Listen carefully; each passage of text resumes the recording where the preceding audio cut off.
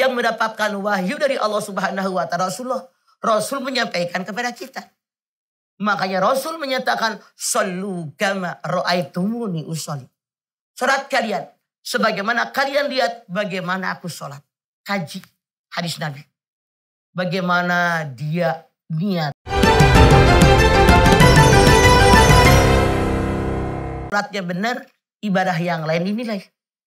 Kalau salatnya tidak benar, ibadah yang lain tidak dinilai oleh Allah. Makanya salat mana yang dapat nilai? Salat yang baik. Semua ada ilmunya, apalagi salat. Makanya kaji ilmu fikih kita. Pelajari tuh di taklim-taklim.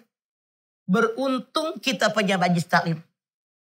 Majlis taklim yang benar-benar bermanfaat, yaitu majlis taklim yang mengajarkan tafsir, fikih, hadis, tauhid, akhlak, sejarah Islam. Itu yang paling penting. Jangan mikirin keduniaan.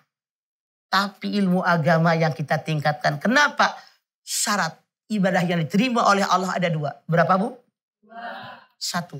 Ikhlas karena Allah. Wa ma umiru illa liya'budullaha mukhlisina lahuddin hunafa.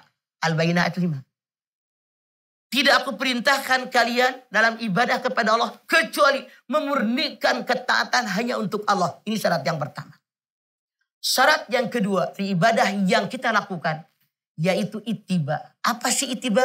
Sesuai dengan yang diajarkan Rasul. Kenapa? Yang mendapatkan wahyu dari Allah Subhanahu wa taala Rasul menyampaikan kepada kita. Makanya Rasul menyatakan sallu kama ra'aitumuni usolli. Salat kalian sebagaimana kalian lihat bagaimana aku salat. Kaji hadis Nabi. Bagaimana dia niat. Bagaimana gerakan-gerakan salat. Apa bacaan yang dia lakukan.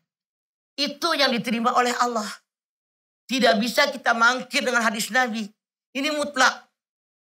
Syarat yang kedua ibadah kita yang diterima oleh Allah. Yaitu daripada ittiba. Sesuai dengan yang Rasul ajarkan. Waktunya kapan sholat?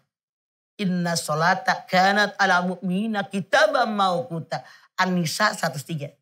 Sesungguhnya sholat diwajibkan bagi orang yang beriman. Dengan waktu yang ditentukan. Jadi gak sembarangan. Misalnya lohor jam 11. Saya mau buru-buru nih pergi ke suatu tempat. Syarat daripada sholat kita kalau sudah masuk waktu. Kalau belum masuk waktu tidak sah sholat kita. Makanya semua perlu kita kaji. Perlu kita pelajari sesuai dengan yang Rasul ajarkan kepada kita. Sampai gerakan-gerakan sholat pun menentukan diterima tidaknya ibadah kita. Bersyukur saya kalau di taklim-taklim Anda yang mengajarkan fikih sama-sama dengan emak-emak. Kenapa? Banyak sekali faktor yang tidak layak dalam ilmu fikih yang kalau kita emak-emak yang ngaji, yang ngajar bapak-bapak. Kalau emak-emak yang ngaji, yang ngajar emak-emak, kita dengan leluasa kan menerangkan. Ini. Yang nanya juga tidak jengak.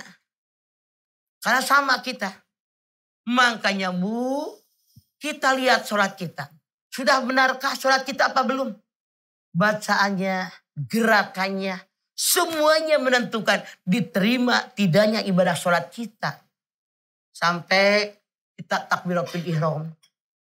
Sampai gerakan bagaimana kita berdiri tegaknya. Bagaimana kalau laki-laki kakinya rapat atau tidak.